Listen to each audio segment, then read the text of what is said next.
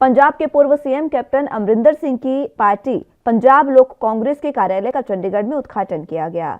चंडीगढ़ के sector 9D में स्थित दफ्तर का उद्घाटन करने कैप्टन अमरिंदर सिंह खुद पहुंचे।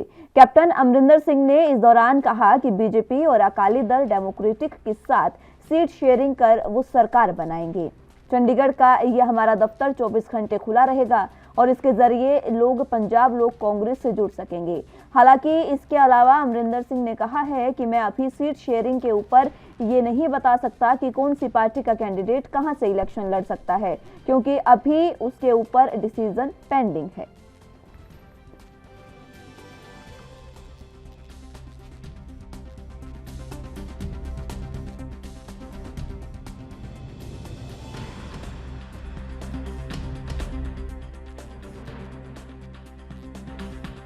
तो पंजाब के पूर्व मुख्यमंत्री कैप्टन अमरिंदर सिंह ने अपनी पार्टी पंजाब लोक कांग्रेस के कार्यालय का उद्घाटन किया है। चंडीगढ़ में यह कार्यालय बना है जिसका उद्घाटन उन्होंने किया। इसी के साथ उन्होंने कहा कि बीजेपी और अकाली दल डेमोक्रेटिक के साथ सीट शेयरिंग कर वो सरकार बनाएंगे, यानी कि सरकार बनाने का ऐलान साफ तौर पर कर दिया है।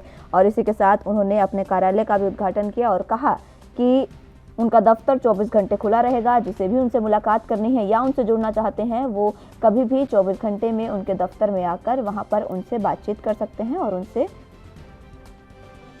वार्ता कर सकते हैं। आपको बता दें कि चंडीगढ़ के सेक्टर 9D में ये दफ्तर खुला है जिसका उद्घाटन खुद कैप्टन अमरिंदर सिंह ने किया। वो खुद वहां पर पहुंचे और अपने कार्यालय का उद्घाटन किया। आपको बता दें कि हाल ही में पंजाब के पूर्व सीएम कैप्टन अमरिंदर सिंह ने कांग्रेस से इस्तीफा देकर कांग्रेस का दामन छोड़ दिया था, कांग्रेस का साथ छोड़ दिया था और उसके बाद उन्होंने अपनी पार्टी का ऐलान किया। और अपनी पार्टी के ऐलान के बाद अब उन्होंने एक बार फिर से ये बड़ा ऐलान कर दिया है जिसमें बीजेपी और अकाली दल डेमोक्रेटिक के साथ सीट शेयरिंग कर सरकार बनाने की बात उन्होंने कर दी है। लगातार जिस बात के कयास लगाए जा रहे थे वही कैप्टन अमरिंदर सिंह ने आज अपने बयान में तमाम बातें कही।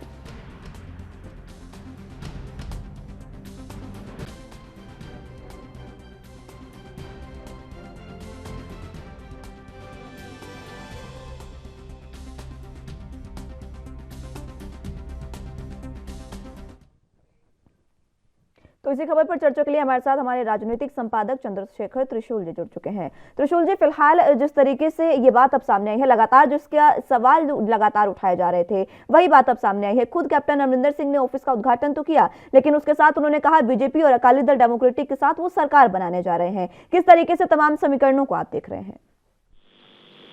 देखिए, मुस्कान बहुत सिद्ध है राजनीति में। पंजाब को अच्छी तरह समझते हैं। हर एक सीट पर कितने कौन कौन प्रत्याशी चुनौती दे सकता है, कितने मतदाता हैं, बहुत अच्छे से माझा, दोआबा और मालवा के पूरे पंजाब को समझते हैं कि कहां पर कितनी सीटें हैं और किन सीटों से क्या हो सकता है। अब आप देखेंगे कि 1966 जब से कि हरियाणा अलग हुआ तब से जो अधिकांश एक अगर दरबारा सिंह को छोड़ देंगे और बेअंत सिंह को छोड़ देंगे, दो सीएम ऐसे जो दोआबा से आए, नहीं तो बाकी सारे सीएम मालवा पंजाब से आए हैं। तो अब ऐसे में उनको बहुत अच्छे से पता है गणित। अब ये जो एक शब्द है नया, सीट शेयरिंग का फार्मूला, ये अगर आप देखेंगे केरला में चुनाव हुआ था, अगर आप उत्तर प्रदेश का एक उदाहरण देखेंगे तब तुम बानो वहां पर आरएलडी की उम्मीदवार थी, लेकिन वो समाजवादी पार्टी के टिकट पर चुनाव लड़ी थी और सभी दलों ने एक पूरा गठबंधन बना के उनको चुनाव लड़ाया और वो चुनाव जीत गई। तो कहीं ना कहीं सीट शेयरिंग जो फार्मूला है वो बीजेपी के कैंडिडेट होंगे या वो कैंडिडेट अमरिंदर सिंह के होंगे और वहां से बीजेपी चुनाव लड़ रही होगी। तो ये सीट शेयरिंग फार्मूला है। तो कहीं ना और जैसे एक आचार संहिता लगेगी उसके बाद लोग खुलकर सामने आएंगे। बागियों से उम्मीद है और जो गणित है वो पता है कैप्टन अमरिंदर को कि कैसे चुनाव को मेंटेन करना है, मैनेज करना है। अब देखना ये होगा कि जनता क्या फैसला लेती है। ये बात महत्वपूर्ण है सबसे बड़ी। बिल्कुल त्रिशूल त्रिशूल जी, देखिए पूर्व सीएम है कैप्टन अमरिंदर सिंह, जब वो कांग्रेस में थे उस समय जैसे ही उन्होंने कांग्रेस जब ज्वाइन की या फिर उनको सीएम पद का दावेदार बनाया गया, उसके बाद जब से वो सीएम पद के दावेदार थे तब से उन्होंने काफी लंबा अपना समय बिताया है पंजाब के साथ। और पंजाब में कांग्रेस अगर है तो वही कहीं ना कहीं कैप्टन के ही नाम पर थी। कैप्टन को कांग्रेस के नाम से नहीं जाना जाता था, कांग्रेस को कैप्टन के नाम से जाना जाता था। क्या अब ये जो समीकरण है, जिस तरीके से उनकी पैठ है पंजाब में, क्या वाकई कांग्रेस को वो टक्कर दे पाएंगे, या फिर जिस तरीके से बीजेपी का कहीं ना कहीं विरोध हुआ है पंजाब में, क्योंकि पंजाब में सबसे ज्यादा किसान है, किसान आंदोलन को लेकर अगर बीजेपी का विरोध हुआ है तो उनके बीजेपी के साथ जाने में क्या कोई उन्हें नुकसान हो सकता है, या फिर वो अपनी पैठ बनाए रखेंगे? देखिए, ये कहना बिल्कुल गलत होगा कि कांग्रेस को कैप्टन अमरिंदर सिंह के नाम से जाना जाने लगा। कांग्रेस बहुत लंबे समय से यहाँ राज करती रही है। ये अलग बात होती है कि वर्तमान दौर जो होता है वो पॉलिटिकल मैनेजमेंट का होता है, और पॉलिटिकल मैनेजमेंट में होर्डिंग और नियॉन बोर्ड के जरिए और कहीं ना कहीं अपना एक ऐसा मैनेजमेंट बिठाया जाता है। ये विज्ञापन का दौर है कि आदमी अपने आप को प्रसिद्ध कर लेता है, लेकिन प्रसिद्ध करने के साथ ही सिद्ध करना भी होता है व्यक्ति को। तो जो कैप्टन अमरिंदर है उन्होंने अपने आप को सिद्ध भी किया है, प्रसिद्ध भी किया है, दोनों बातें माननी होंगी। लेकिन जो वर्तमान दौर है उसमें चरणजीत सिंह चन्नी ने जो एक आउटस्टैंडिंग पारी खेली है कुछ ही समय में, इसको मद्देनजर रखा जाना चाहिए। राजनीति में जो वर्तमान होता है वही स्थायी होता है, और ये बात लोगों को अच्छी तरह पता है कि कैप्टन अमरिंदर सिंह की ये लास्ट पारी है इस चुनाव में, पंजाब के चुनाव में। तो उसको वो कैसे लेंगे, पंजाब लोक कांग्रेस कहाँ कैसे मर्ज होगी, पंजाब लोक कांग्रेस का कितना बड़ा भविष्य है, ये सब चीजें चुनाव के ऊपर टिकी हुई है और आचार संहिता के ऊपर टिकी हुई है। अगर आचार संहिता लगती है और उसके बाद जिन बागियों को टिकट नहीं मिलता है, या वो बागी आते हैं, या सीट शेयरिंग फार्मूले पर कैंडिडेट जो आते हैं, उन सबको देखा जाएगा, उनकी समीक्षा की जाएगी, विश्लेषण किया जाएगा, और तब ये तय किया जाएगा कि कैप्टन अमरिंदर ने कौन सी चुनावी रणनीति का इस्तेमाल किया है। अगर वो चुनावी रणनीति वजनदार होगी तो निश्चित रूप से पंजाब की राजनीति में कैप्टन अमरिंदर सिंह का कद बढ़ेगा, और अगर वो चुनावी रणनीति कमजोर होगी तो निश्चित रूप से ये अंतिम पारी होगी और वहां से उन्हें वापस लौटना होगा। हो सकता है कि बीजेपी के समझौते के बाद कैप्टन अमरिंदर सिंह राज्यसभा के सदस्य हो जाए, केंद्रीय मंत्री का पद पा जाए, पंजाब की राजनीति में दखल रखते रहे, लेकिन वो जो वर्चस्व है राजनीति का वो कहीं टूट जाएगा अगर रणनीति कमजोर रही तो।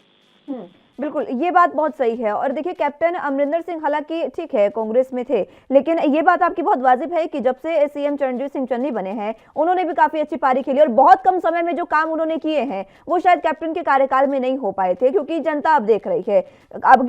लेकिन कांग्रेस जो है वो कहीं ना कहीं अभी नहीं जा पाई है, क्योंकि कांग्रेस को कहीं ना कहीं अपनी अंतर्कलह है, और अभी जो काम कांग्रेस कर रही है उसके मद्देनजर कांग्रेस अभी बहुत ज्यादा बिजी कह सकते हैं, ताकि क्योंकि आगामी विधानसभा के चुनावों के मद्देनजर अभी जनता के बीच में जाना शुरू नहीं हुई है। क्या इसका कहीं ना कहीं फायदा कैप्टन को मिल सकता है? देखिए, जब एक नया सीएम बनाया गया पंजाब की राजनीति में, और उस सीएम ने जो चरणजीत सिंह चन्नी ने जो नायक की तरह अपनी भूमिका का विस्तार किया पंजाब की राजनीति में, कांग्रेस की राजनीति में, तमाम कद्दावर लोग थे, सबको कहीं ना कहीं सोचने में मजबूर कर दिया कि चरणजीत सिंह चन्नी एक ऐसे खांटी कांग्रेस के कार्यकर्ता है कि जिन्हें मौका मिला और जिन्होंने मौके को पूरी तरह उपयोगी बनाया। तो निश्चित रूप से चरणजीत सिंह चन्नी को कहीं भी किसी तरह से ये सोचना कि वो कहीं कमजोर पड़ेंगे, ये बिल्कुल बेमानी बात है। और सबसे बड़ी बात कि चुनावी रणनीति का विश्लेषण होता रहेगा दिन ब दिन, चुनावी रणनीति को तय किया जाएगा उन 2 सप्ताह में जब आचार संहिता लगेगी और पहली लिस्ट कैप्टन अमरिंदर सिंह पंजाब लोक कांग्रेस की और बीजेपी के शीर्ष शेयरिंग फार्मूले में जारी करेंगे।